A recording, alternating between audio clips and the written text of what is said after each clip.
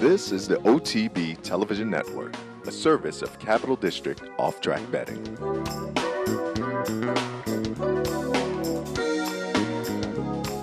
They have a quarter of a mile left to go. Christo down at the rail. Midnight Hawk on the outside. Still stride for stride. Midnight Hawk the advantage now, though. And Midnight Hawk takes the lead and kicks for home. Christo second. Ontology plugging away third. Past the eighth pole, and it's Midnight Hawk. Now he shifted in a little, but he's clear by a length and a half. Christo comes back at him on the outside. Midnight Hawk digs deep. He finds more, and Midnight Hawk will come home to win it. Midnight Hawk won it.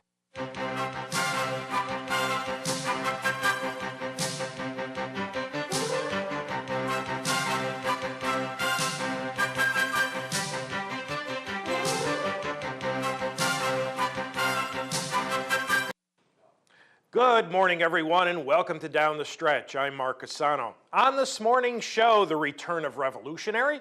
Speaking of returns, Mucho Macho Man will be returning for his 6-year-old season later today in the Sunshine Millions Classic, and we will welcome in Kathy Ritvo to talk about not only how the big horse is doing, but how close did they come to retiring him. Two other guests will join us, Mr. Mike Trombetta, whose bad debt is one of the ones to beat in the Sunshine Millions turf, as well as Mr. Eddie Kenneally, who's got Ullapool for the Sunshine Millions Filly and Mare Sprint, and he's got Cougar Ridge for the evening attire here in New York. We will review the Sham Stakes in its entirety, update our Down the Stretch Derby Dozen, and time permitting, take a look at the finalists for this evening's Eclipse Awards. So all of that and much, much more if you stay with us for this, our January 18th edition of the program. Good morning once again on Sunshine Millions Day with the Eclipse Awards tonight. Big show in front of us. Let's get started, beginning with some sad news. St. Nicholas Abbey, shown here, this is a great shot of him capturing the 2011 Breeders' Cup Turf, was euthanized this past Tuesday after another bout with colic. The 7-year-old had endured more than his share of problems, including a fractured pastern, a mild case of laminitis, and numerous bouts of colic. Owned by Coolmore, St. Nicholas Abbey won his third Coronation Cup last year, which came in what was his final career race. And Dancin' Renee, the 1997 New York bred Horse of the Year, was euthanized last Saturday at Old Friends, Kentucky. She was suffering from laminitis. During that outstanding 1997 season, Dancin' Renee won 7 straight races, including the Honorable Miss at Saratoga. Dancin' Renee was 22. An Unbridled Command, who was purchased by overseas interests early in 2013, is back in the United States, and he's back in training. Originally purchased to possibly race once overseas, I think in Australia, then stand at stud, Unbridled Command, who was originally trained by Tom Bush, is now with trainer Peter Miller in Southern California. And I'll tell you, folks, with the retirement of Point of Entry and the likely retirement of Indy Point, if, and I know this is a major if, but if Unbridled Command can return to his old form, which included a close third behind Point of Entry and Animal Kingdom in his last start, he could be a major factor in the turf division in 2014. Now, remember Revolutionary from last year's Triple Crown prep season, also the Kentucky Derby and the Belmont Stakes? Revolutionary overcame trouble to win the 2013 Withers. You know, most everybody was extremely impressed with that performance. He went on to win the Louisiana Derby. He was third in the Kentucky Derby, but you know what? Everybody who came from far off the pace ran well that day. He wasn't particularly impressive to me. He was fifth in the Belmont Stakes in his final 3-year-old race. Well, last Saturday at Gulfstream, they wrote a race for him, a non-winner's 3 other than, an optional claimer at 100,000 going a mile. And you know, one of the most interesting things to me about Revolutionary is he's one of those pretty rare Todd Pletcher trainees who doesn't have much early speed. You know, when you look at Pletcher-trained horses, normally they're going to show a lot of speed, and that is very, very good for the dirt at Gulfstream Park, but not with Revolutionary. A 5-horse field, he is number 1, and he went postward as the 3-1 favorite. So for the call of Revolutionary's return, here's Larry Colmus. They go in. They're all in line. They're off. Revolutionary was a little bit slow to begin. Viramundo, Falling Sky on the outside. Honorable Dylan is right up there too. Reverone and Revolutionary is at the back as the field races down the chute. And it is Falling Sky up top. Leads the way by a length to Reverone, running in second. Honorable Dylan is third. Revolutionary has now gone by Viramundo. Revolutionary is 4 lengths off the lead by the opening quarter mile in 23 and 3. Falling Sky and Luis Saez out there on a 2-length lead up the backstretch. With Reverone running in second, Honorable Dylan is third, 4 lengths off the lead, 2 lengths back to Revolutionary, and still last is Viramundo as they arrive at the half-mile pole. Falling Sky out there all alone, runs by the half in 46 and 2/5 seconds and leads it by 2 lengths. And now Revolutionary moves up outside of Reverone and is into third. Honorable Dylan, fourth on the inside, has come under a ride, 4.5 lengths off the lead, needs to do better. And Viramundo is at the back. It's been Falling Sky throughout here. He's had things his own ways, in front by a length and a half to Reverone. Revolutionary is under a ride now in third, comes into the stretch 3 wide. They're into the stretch. Falling Sky, still the one to beat. Reverone, Revolutionary's kicked it in. Here he comes. Falling Sky down to the 16th pole, trying to hold off Revolutionary. Falling Sky still there. Revolutionary on the outside, getting to him late. Revolutionary comes back a winner. Revolutionary for Todd and Javier rallies to win his return by a pretty well-measured half length over Falling Sky. Now, while he certainly looked best versus these 4, reasonably overmatched rivals, the inside post going a mile, certainly not ideal for the son of Warpass. Todd needed to find a race for him to get him to the February 9th Don Handicap. The mile run in 1:35.07 off a very quick opening half of 46:41. Final running time was actually 23/100ths quicker than the Hal's Hope run later on that same card. And we are up to our first break on this morning's January 18th edition of the show. Thank you so much for having joined us. When we return, off to South Florida, where we'll welcome in Kathy Ritvo as we go to the break, the aforementioned Hal's Hope, where the 3-1 favorite was number 2 Chaba. But there were 6 horses between 3-1 and 6-1. It was a very good betting race. So we will take a look at the Hal's Hope to the break. Back with Kathy Ritvo right after these messages. And they're all in line. They're racing in the Hal's Hope. Good Time Had by All came out running. Purple Egg on the far outside, also fast from the beginning, and Lee is up and on the pace along with Chaba, who's moving through on the inside with Simstown as the field races out of the chute, and Chaba is the leader. Chaba on top with Lee second. Good Time Had by All third to the outside.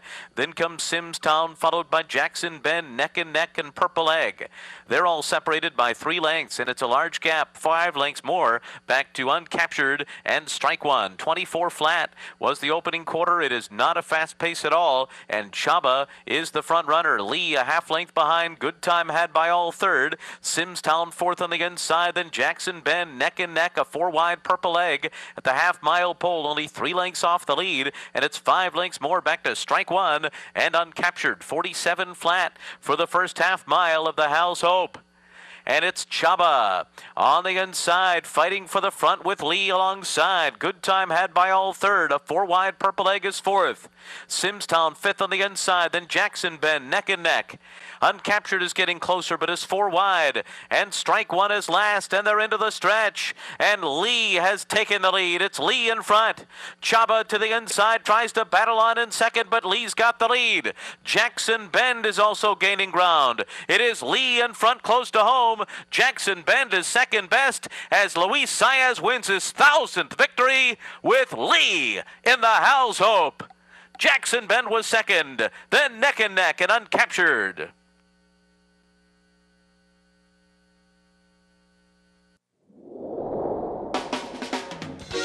This is the OTB Television Network, a service of Capital District Off-Track Betting.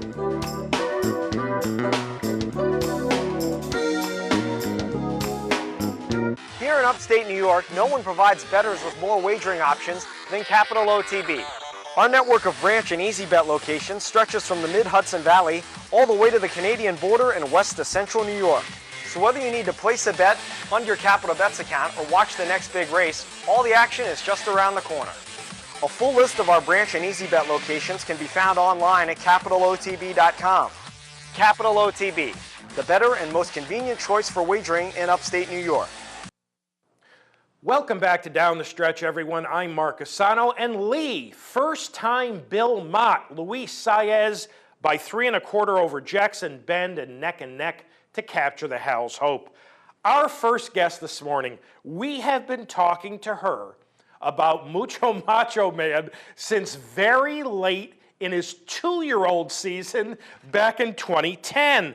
Well, later today, Mucho will begin his 6-year-old campaign in the Sunshine Millions Classic. We welcome in live via telephone from South Florida, Kathy Ritvo. Kathy, Mark Casano welcoming you back to Down the Stretch.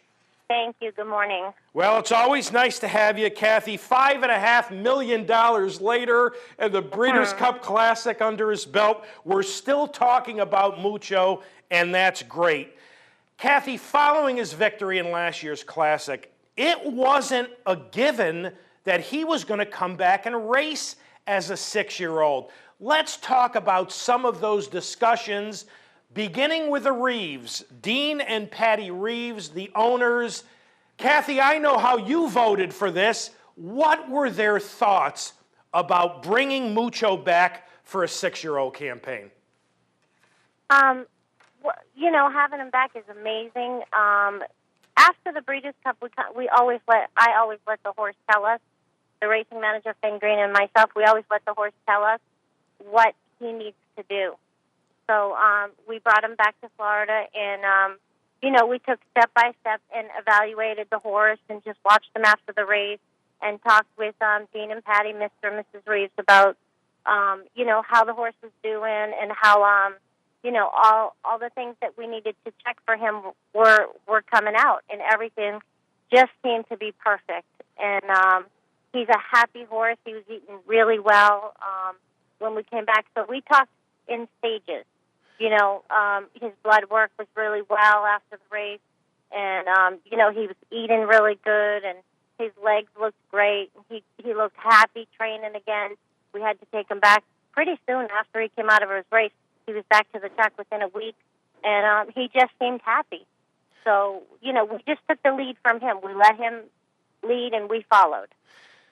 You know, he's got to be worth some money at stud at this point. He's not only earned almost $5.5 million up to this point, but by virtue of winning the Breeders' Cup Classic, you know, there had to be stud offers available out there. What were the major concerns for the Reeves as far as coming back for a 6-year-old campaign? There really wasn't any concerns. They let us, you know, make the decision that the horse was doing really well and that they wanted to run. And they were, you know, excited for the fans and excited for themselves and myself and to have him back and run. I mean, it's just so exciting. They love racing horses. They love the racing business. And, you know, it seemed to be the right decision. Well, that's wonderful. Kathy, was there ever a point following last year's Classic where you thought he would be retired?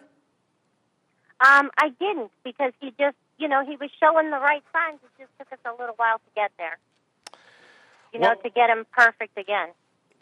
Well, as our audience watches a piece of last year's Breeders' Cup Classic, and as we pick it up, Mucho will be number 6. He'll be 5th on the outside.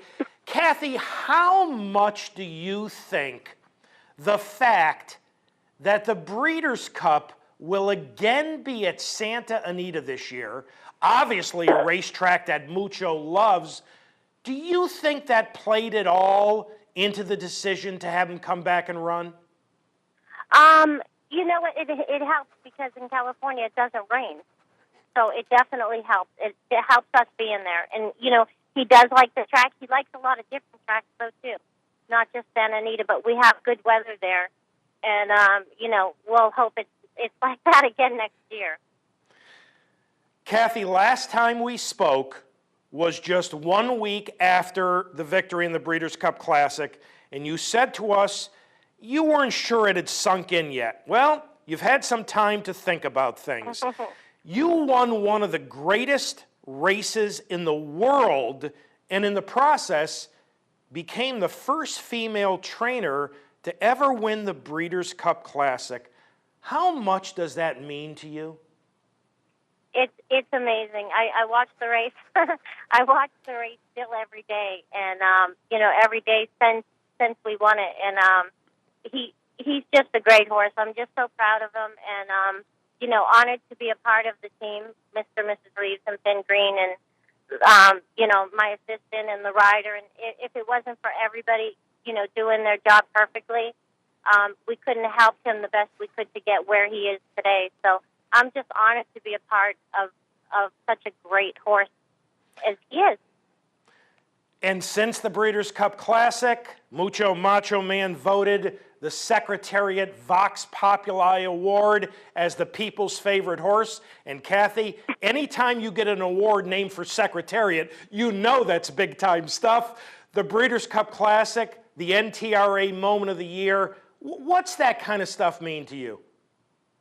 It's amazing. I mean, there's not a lot of words to say about it. I'm just so excited. I'm excited that the horse received those and that he's that special to people as he is to us. Now you will be attending this evening's Eclipse Awards. Let me ask you, what are your thoughts about Mucho winning an award? He's a finalist for Champion Older Male and, of course, a finalist for Horse of the Year. What are your thoughts? You know what? It would be great. We won the biggest race of the year, so hopefully we, you know, the voters have recognized that. And I'd love him to be the older horse, and we'll just see how they voted. And just to be there and be nominated is an honor. Again, as I've said a few times in this interview, but I'm just very appreciative and thankful, and he's a good horse. Well, before you go to the Eclipse Awards, there's a little matter of running in the Sunshine Millions Classic later this afternoon. Kathy, why did you choose this race specifically to begin his 2014 campaign? The timing seems to be great for him. I mean, he's had some really good working up to it. We haven't had to urge him at all. He's come in and out of his work perfectly. It gives us a lot of options after we run today to where we could go next.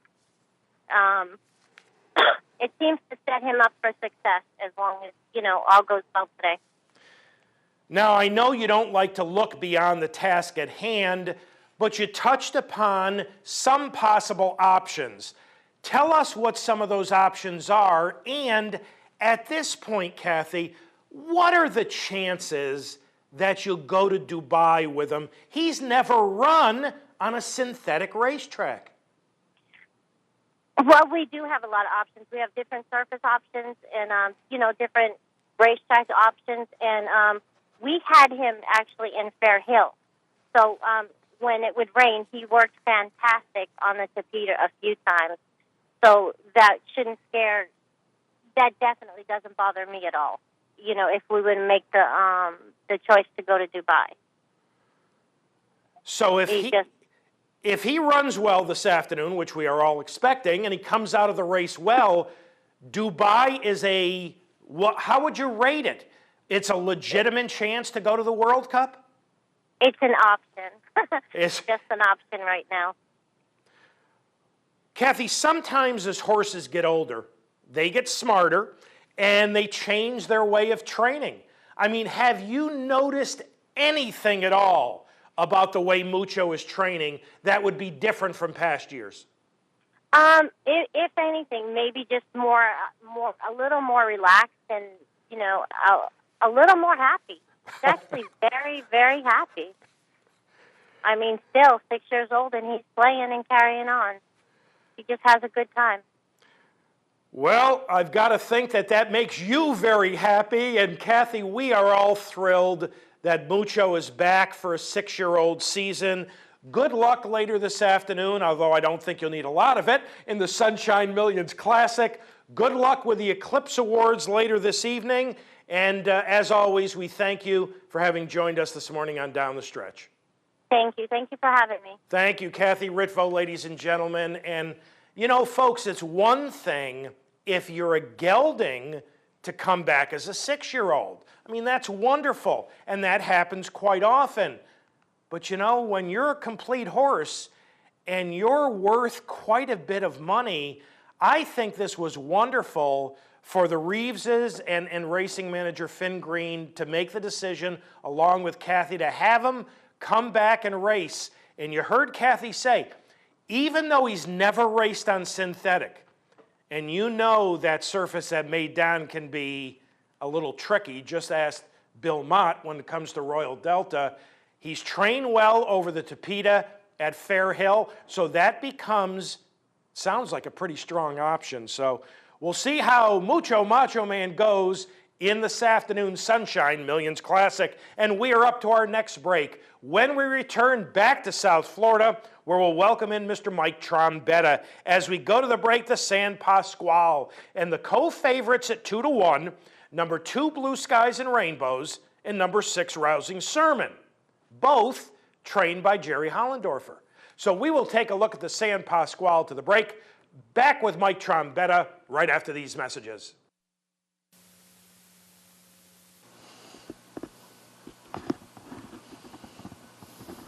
And away they go. Blue Skies and Rainbows, Majestic City. They sprint away early to set a quick early pace. Then comes Majestic Harbour, Rousing Sermon on the outside of that. Then Spud Spivens, Blingo down at the rail. And Drill would have been caught very wide, but Drill is now going to drop in behind them. They set a good pace. Past these 7/8 they go. Blue Skies and Rainbows. Spud Spivens right there, second. Then back to Majestic City in the third spot. On the far side is Majestic Harbour. They've been followed by Blingo, who's now 5 off the leaders. Alongside of that comes Drill and Rousing Sermon. Taking closer order as they go onto the backstretch, Blue Skies and Rainbows. Tries to slow them down a little, leads it by a length to Spud Spivens. They've been followed by Blingo. Up alongside of that is Majestic City. On the far side we have Majestic Harbour. Drill is second last and Rousing Sermon still last, but only 5 lengths covers them all. Past the half-mile they go. Blue Skies and Rainbows, 1.5 lengths to Spud Spivens. Blingo coming through at the rail. They followed by Majestic Harbour. Majestic City losing ground. Behind that comes Drill, who's still 5 off them, and then Rousing Sermon. They are coming to the quarter pole. Blue Skies and Rainbows taken on by Majestic Harbour now. Majestic Harbour, Blue Skies and Rainbows finds more at the rail. Then comes Blingo, Drill behind that, and Rousing Sermon on the outside. Homeward bound, Blue Skies and Rainbows, tough, finds more and kicks away again. Blue Skies and Rainbows, powerhousing for home. Majestic Harbour continues to chase from second, but it's Blue Skies and Rainbows going on to score. Blue Skies and Rainbows and Martin Pedrosa have taken the San Pasquale. Majestic Harbour will be second, close then for third.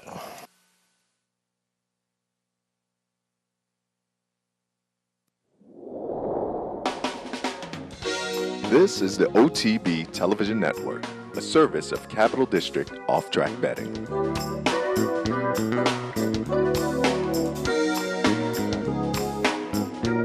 Using CapitalOTBBet.com is as easy as 1, 2, 3. 1. Simply log on with your username and password from the homepage.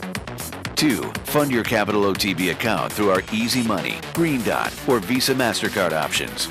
And 3, place your bet on one of our 3 easy-to-navigate wagering platforms, Capital Bet TV, Capital Bet Express, or Capital Bet Pro. CapitalOTBBet.com. Log on today.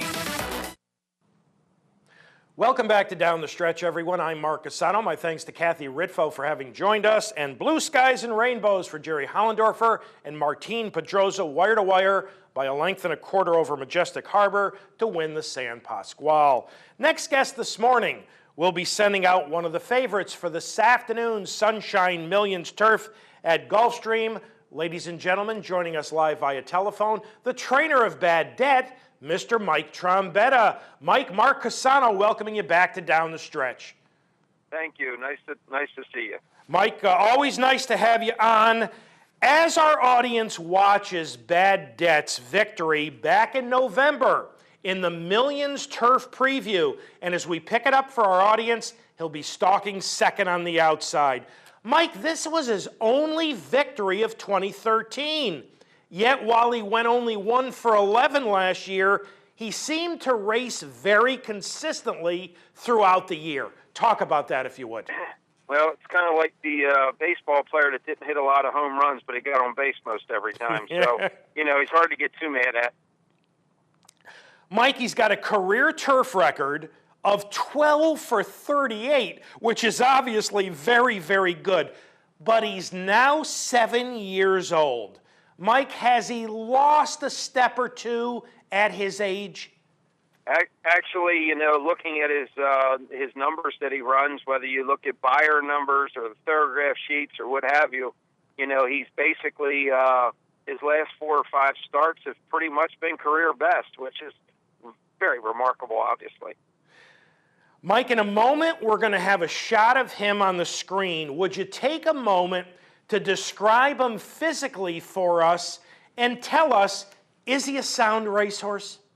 He's been very good to us, and he's been very sound. Because he's a little bit seasonal, being a Florida bred, and, I kind of know what the calendar has for him. We've known that we wanted him in top physical form in November for the last several years because he's won the Bonnie Heath twice, and now they've changed the race to the Gulfstream Sunshine Millions Preview now. That was, on the same time in the calendar. So he's went down there and won that the last 3 years. So, we take 1 or 2 breaks during the year with him. We give him, 30 days off, 45 days off, and then kind of get him started again. And I think that's added to his, longevity. Well, here's a piece of his last start, the Grade 3 Tropical Turf Handicap. Again, for our audience, as we pick it up, he'll be stalking second on the outside. Mike, he finished a good close third in here against some solid stakes horses. Talk about this effort, if you would. They were, to my recollection, it was a very good field of horses, and it was a bizarre race because if I remember right, there was very little pace in the race, and, they were really crawling for the first part, and they kind of ran home the last part, but, and I'm not so sure that's his favorite way to run. And, he obviously ran a good effort, but he just, couldn't bring it home and get the win. What is his best running style?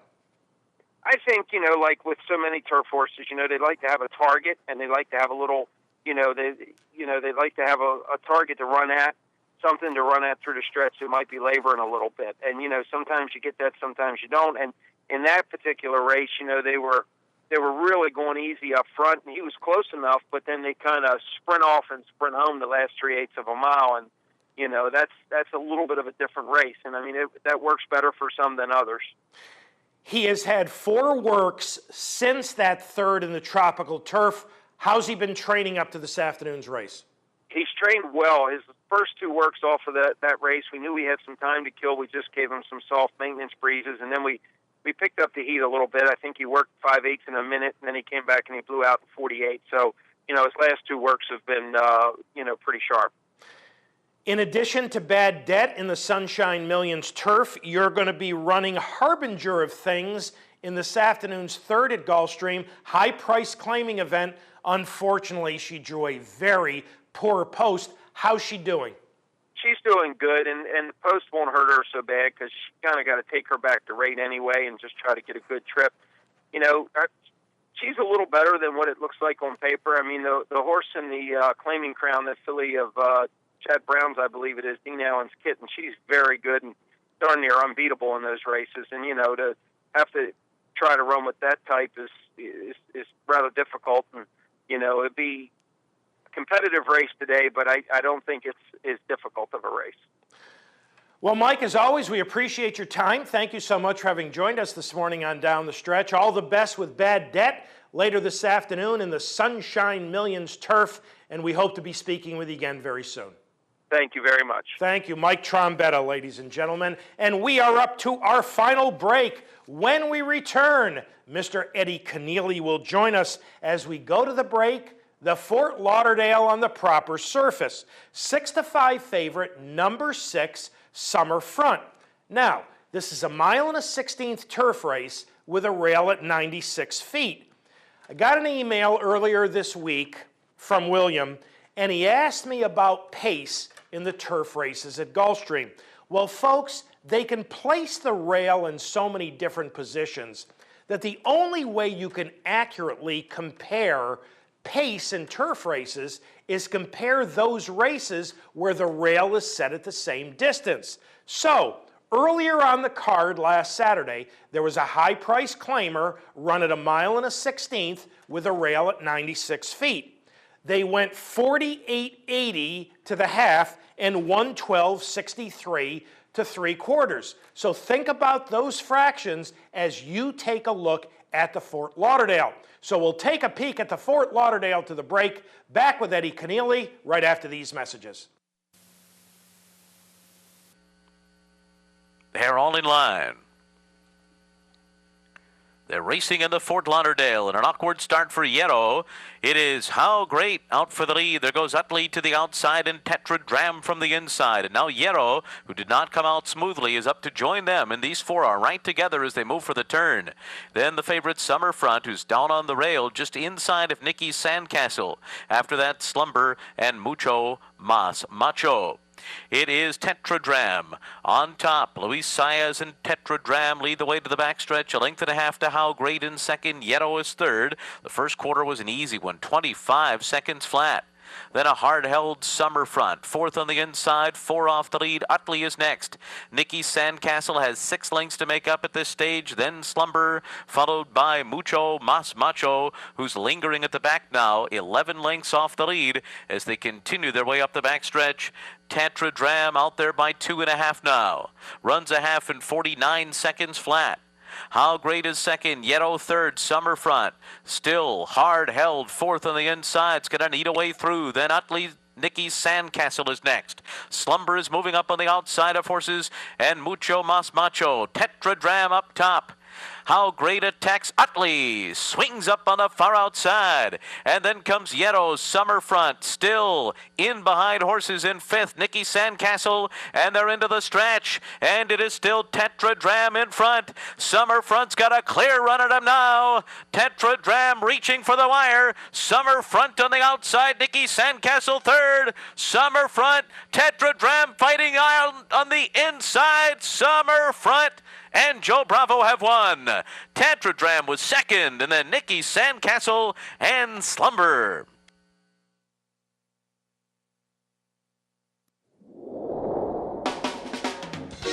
This is the OTB Television Network, a service of Capital District Off-Track Betting.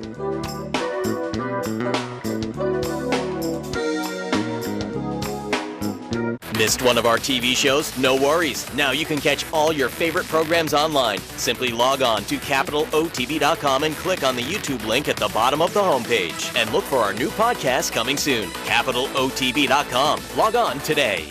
Funding your Capital OTB bet account is as easy as 1, 2, 3. 1. Easy Money. Clearly the fastest and easiest method of depositing funds into your account. Make deposits or withdrawals in just minutes. 2. Green Dot Money Pack. Gives you instant access to your funds. Green Dot Money Packs are available at thousands of retailers nationwide. And 3. MasterCard Visa. Simply click on the link from the funding page, enter your account information, and fund your account. CapitalOTBBet.com. Log on today. Welcome back to Down the Stretch, everyone. I'm Mark Cassano. My thanks to Mike Trombetta once again for having joined us. In summer front for Christophe Clement and Joe Bravo rallies off a conservative pace to run down pace setter Tetradrom and capture the Fort Lauderdale by 3/4 of a length. Final guest this morning will be represented this afternoon in stakes at both Gulfstream and Aqueduct. We welcome in live via telephone Mr. Eddie Kenneally. Eddie, Mark Cassano welcoming you back to Down the Stretch. Thanks so much. Thanks for having me. Eddie, always nice to have you. Let's begin with Ullapool. And as our audience watches her comeback race last October at Belmont, and as we pick it up, she'll be in front. Eddie, she was away from September of 2012 to October of 2013. Why was she sidelined so long? Really got pretty sick, and she had quite a bad lung infection, and it just took forever to heal. We sent her to the farm. We turned her out and gave her a lot of time for her lungs to clear out. She just got really, really sick on us, but she came back really strong, maybe even stronger than ever, so she certainly benefited from that time out. Eddie, did you expect this kind of big performance off that long layoff? Well, she had trained really well coming up to that first start in October of last year. She had trained really well, and she liked Belmont, so we knew she'd run a big race, and she certainly did. You claimed her back in May of 2012 from Chad Brown. What did you like about her, and what kind of filly did you think you were getting? Well, we liked the fact that she had run well against some very, very nice fillies at Gulfstream prior to the drop for 25. She had run well in some allowance races, and I felt like we'd take a shot, and, I felt like there was a lot of upside, and she turned out to be quite a bit more than we had ever thought. Well, I guess so, because she became a stakes winner in last when she went wire to wire in the Garland of Roses. Eddie, talk about this effort, if you would. Well, the track came up muddy, and it was her first start on the Aqueduct track, so we weren't quite sure how to expect. But she trained well, she came into the race perfectly, and she took a liking to the surface and ran a huge race and just beat some very, very nice fillies that day. Speed is obviously one of her strong suits, and that is almost always advantageous on dirt at Gulfstream. But her record at Gulfstream is poor. Now, I know you didn't have her when she ran there before, but any thoughts on why she hasn't run well there? Yeah, I think she's just a better filly now. I think she's a filly that matured and strengthened and got better. I think she'll be fine over the Gulfstream surface. I just thought she might have been maybe not nearly at her best when she ran there previously. And I think she'll handle this track just fine. Eddie, some horses just don't like it real hot, I guess. How has she done since arriving in South Florida? Well, she's probably better in the cooler temperatures, but we got lucky as far as that goes for today because it's not going to be nearly as hot as it can be in South Florida. The high today is going to be 68, and oftentimes it's quite a bit warmer than that. So it's cool today, and I think she'll appreciate that. Now, you've got some speed drawn outside of you today. What are your thoughts about that and any concerns? Big concerns. The race is loaded with quality speed, so that's certainly the concern that I have. And we're just going to leave it up to the rider, Jose Lozano, and let him decide what to do as the race unfolds. I think the break will determine a lot, and we'll just have to play it by ear from there. Also today at Gulfstream, you run Star Channel for the very first time in the Sunshine Millions turf. I know you haven't had him for very long. What are your impressions? Horse got a lot of back class. He's a horse that doesn't run a bad race. He always shows up. He's trained well since we've had him, and he'll appreciate the 1 1/8 mile distance. I think that's certainly well within his scope. So I think he'll have a shot. There's a couple of horses in there that are a little bit more accomplished than him, but I think he'll be right there. Well, here in New York, you're going to be running Cougar Ridge in the evening attire. When he came to you, he was a turf horse. You ran him a couple of times on grass, and he ran okay. Then you tried him on dirt, and he's been 2 for 2 since. Why, Eddie, did you decide to try him on dirt? Well, he trained really well on the dirt at Churchill through the fall, and he was in a grass race there in November, and the race came off the turf. So we opted to go ahead and take a shot and run him on the dirt, even though he'd never run on dirt. And he ran really well. He ran really, really well. Ran a quick time and did it the right way. So he ran well on the dirt that day. So then we opted to run him again on the dirt, and he came right back with an even better run at Aqueduct. So 2 for 2 on the dirt, and but today's race is a really, really tough spot. So he's going to have to step it up again. Eddie, the interesting thing, he went wire to wire at Churchill in that off-the-turfer. Then when you shipped him to New York for this December 8th race, he came from last and circled the field. Talk about this, if you would. Yeah, I wasn't expecting him to be last in that 2-turn race at Aqueduct, but he found himself behind a couple of horses going into the first turn. And the kickback, I don't think he liked it. He got himself shuffled back to last.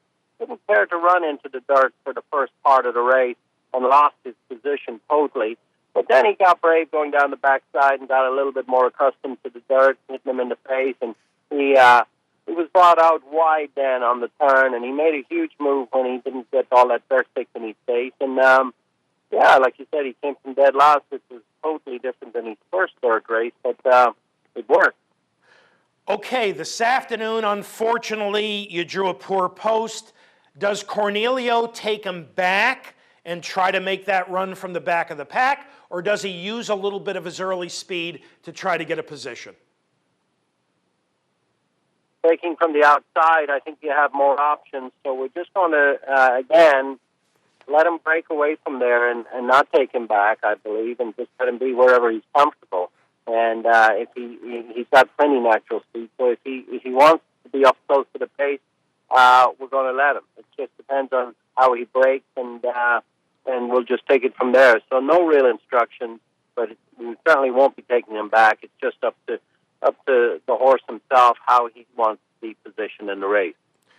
You've got 2 other intriguing starters in New York today. Let's try to help out our audience members who are playing Aqueduct. In the 5th race, which is a state-bred entry-level allowance sprint, you've got Billy the Bull away since April of last year. He's only had 2 career starts. He broke his maiden in his debut. Eddie, how's he doing? The horse is doing really well. Had a few minor setbacks last summer, so we opted to turn him out for a while and freshen him up. He's come back well through the fall, had several good workouts over the last couple of months, and he's ready to get back to the races. There's 1 or 2 in there that are pretty nice horses. This race came up unusually tough for a 100 New York bred sprint. The race came up tough, so I think he'll run well, and I think he'll be right there. In the 6th race, which is a state-bred maiden event, you're going to be running a first-timer named Rumble Doll. Tell us about her. She's trained well, getting ready for her first start. There's some in there that have an advantage over her, that have had a race or 2 under their belt. She's going to be making her first start. She'll be competitive. I think her first race will be fine. I think she'll run well. Don't know that she can win it first time out. I don't know if she's that type of horse. I think she'll run well. Well, Eddie, thank you so much for having joined us this morning on Down the Stretch. We appreciate it. All the best at Gulfstream as well as Aqueduct later this afternoon, and we'll hope to be speaking with you again very soon. Thanks so much, guys. Take care. Thank you. Thank you, Eddie. Eddie Kenneally, ladies and gentlemen. All right. Our race of the week passed, the Sham Stakes for 3-year-olds. Now, unfortunately, 2 late scratches left a field of only 4, and one of those scratches, Top Fortitude, I think he could have been a major factor in this race. According to Corey Owens, his trainer, who was one of our guests last week, late in the afternoon, Top Fortitude twisted one of his hind shoes, and it caused a minor injury to a hind foot. I think Top Fortitude is going to be fine, but Corey Owens was forced to scratch him. So it basically turned into a match race between number 6, Midnight Hawk, the 2-5 favorite, and number 1, Christo, the 2-1 second choice. So for the call of the Sham Stakes, here's Trevor Dedman. And away they go. Christo wants the early lead, and Christo sent along early will get a comfortable lead. Midnight Hawk comes up on the outside, Ontology racing between them. I'll wrap it up in a little tight down at the rail. The 4 of them tightly grouped. They go a good pace as they go past the 7/8, and Christo is the leader. Pretty keen to go on, leads at 3 parts of a length. In the second spot is Midnight Hawk, now cutting into that lead. Then we come back to I'll Wrap It Up at the rail, and Ontology alongside of that. Still 2.5 lengths would cover the 4. On to the backstretch they go now, and on the outside, Midnight Hawk picking up the pace. Midnight Hawk now puts his head in front. Christo's still right there at the rail. Only a length and a half back to Ontology, and I'll Wrap It Up at the rail. They run past a half-mile pole. Midnight Hawk on the far side. Christo's come right back. They hit and hit again with a half-mile to run. A length and a quarter back comes Ontology. I'll Wrap It Up at the rail. They run past the 3/8 pole, and Christo's come right back on the inside. Midnight Hawk right there. These two nose and nose as they come to the quarter pole.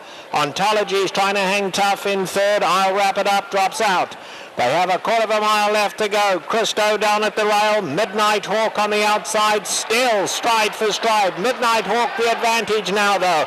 And Midnight Hawk takes the lead and kicks for home. Christo's second. Ontology plugging away third. Past the 8th pole, and it's Midnight Hawk. Now he shifted in a little, but he's clear by a length and a half. Christo comes back at him on the outside. Midnight Hawk digs deep. He finds more, and Midnight Hawk will come home to win it.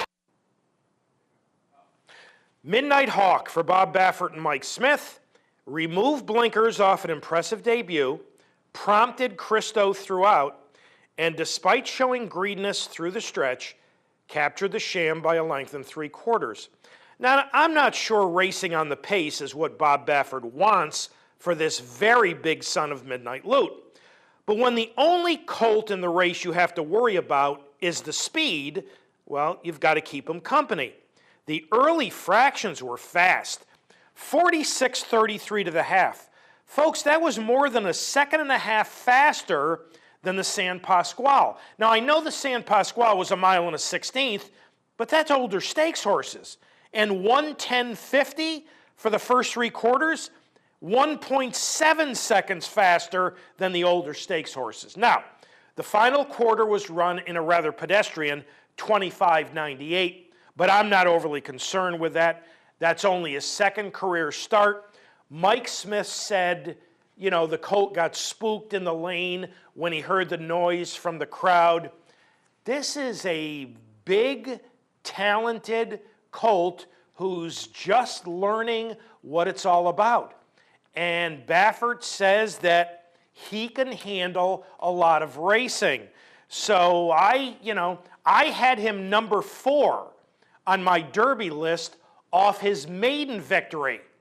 Now, following the Sham, let's take a look at my down the stretch Derby dozen and see what I did with Midnight Hawk. I just decided to keep him at number 4. I mean, you know, again, I'm not overly concerned about the pedestrian final quarter. I decided to keep him right where he is. Let's take a look from top to bottom. Honor Code will not run again until February 22nd in the Fountain of Youth. At number 2, Gold Hawk will run later this afternoon in the LeCompte at the fairgrounds. We tried to get his trainer, Steve Asmussen, on the show. Unfortunately, the humans in that barn are not terribly talkative. At number 3 is Shared Belief. He missed the scheduled work earlier this week. He popped an abscess Nothing terribly significant. He's going in the Robert Lewis next on February 8th. Midnight Hawk, as of yesterday, Baffert had not come out and said when his next start will be, but again, Baffert said he can take a lot of racing. Cool Samurai is number 5 from John Sheriffs, and number 6 is Cairo Prince, who will go next Saturday in the Holy Bull. Wicked Strong is from Jimmy Jerkins. Candy Boy is from John Sadler. He will go next in the Lewis on February 8th. Strong Mandate from Wayne Lucas will go in the Southwest on February 17th. Not sure where Havana is going. He may wait for the Fountain of Youth in late February. Coup de Grace from Chad Brown will likely go in next Saturday's Holy Bull. And Tapiture, also from the Asmussen Barn, rounds out my Derby dozen as of this morning.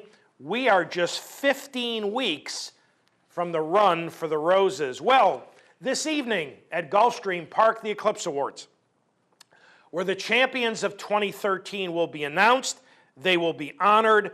Let's take a quick look at the finalists in all of the categories, and they will be in alphabetical order, beginning with the finalists for champion steeplechaser, Divine Fortune, Gustavian, and Italian Wedding.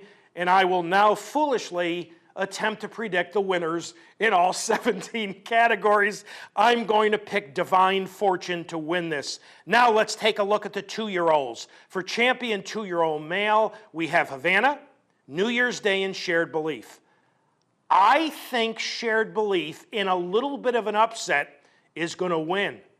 For champion 2-year-old filly, we have Crescelium, Rhea Antonia, and She's a Tiger. I think She's a Tiger will convincingly win this category. Folks, if I'm right, if both Shared Belief and She's a Tiger win Eclipse Awards, I believe this will be the first time in history, at least since the advent of the Breeders' Cup in 1984, that no Breeders' Cup juvenile winner will win an Eclipse Award. I mean, you're almost guaranteed, if you win the juvenile or the juvenile fillies, to be named champion. But if I'm right, and both Shared Belief and She's a Tiger win, I think that'll be the first time it's ever happened. Let's take a look at the 3-year-olds. For male, the finalists are Orb, Palace Malice, and Will Take Charge. This will be easy. Will Take Charge will win it. For champion 3-year-old filly, Beholder, Close Hatches, and Princess of Silmar, I think Beholder will be a solid winner in this category. How about the older horses? Older male, Game On Dude, Mucho Macho Man, and Wise Dan. You know, I've said it before, I think this category is poorly named. I think Wise Dan will win this category again. For champion older female, this is a rout. Royal Delta will win this category easily over Joyful Victory and Tismiz Sue. Let's take a look at the turf horses. For turf male, the finalists are Magician, Point of Entry, and Wise Dan. And of course, Wise Dan will win this category easily. Champion turf female, Dank, Laughing, and Misdirection. I think Dank will be a very solid winner of this category. Moving on to the sprinters. The male sprinter category, I think, will be very close between Points Off the Bench, Sahara Sky, and Breeders' Cup Sprint winner Secret Circle. Even though Secret Circle won the Breeders' Cup Sprint, I think Points Off the Bench, I don't know if it's an upset, but may upset this category. For female sprinter, Groupie Doll, I think, will certainly repeat over Dance to Bristol and Misdirection. Now, let's take a look at the human categories, beginning with Outstanding Breeder and Outstanding Owner.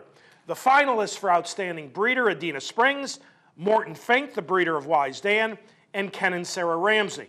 I believe the Ramseys will win Outstanding Breeder. For Outstanding Owner, there's Juddmonte Farms, Midwest Thoroughbreds, and the Ramseys again. And again, I think the Ramseys will win the Outstanding Owner Award. Taking a look at the apprentice jockey and jockey categories, the apprentice finalists, Victor Carrasco, Manny Franco, and Edgard Zayas. This is a very difficult category to predict.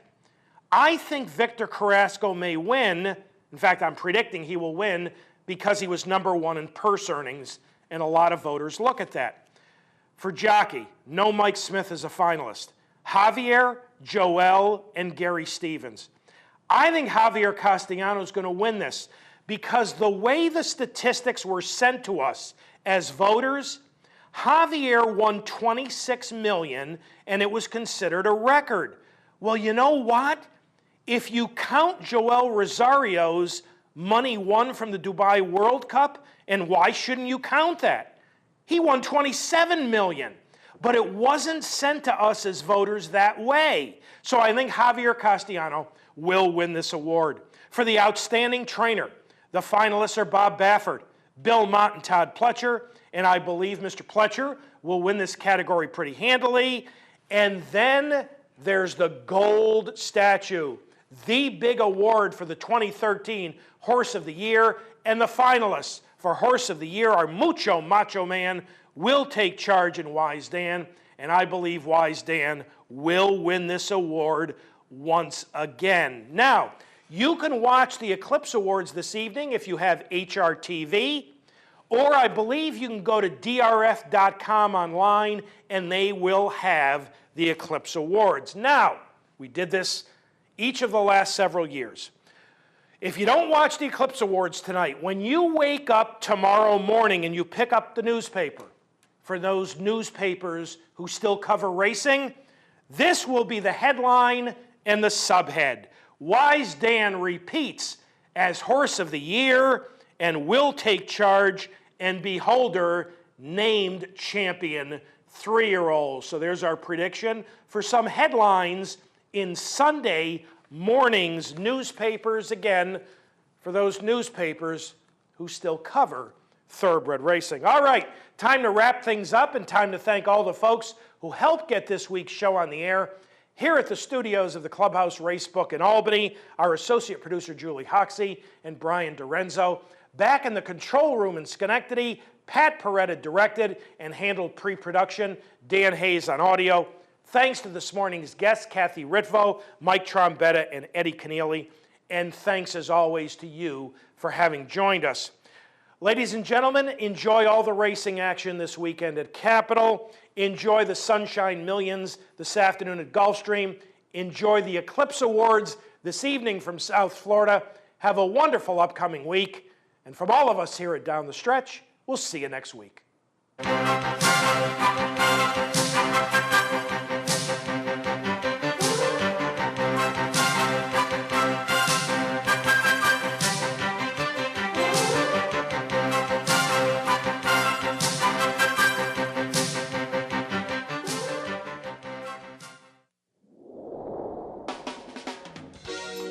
You're watching OTB TV, a service of Capital Off Track Betting.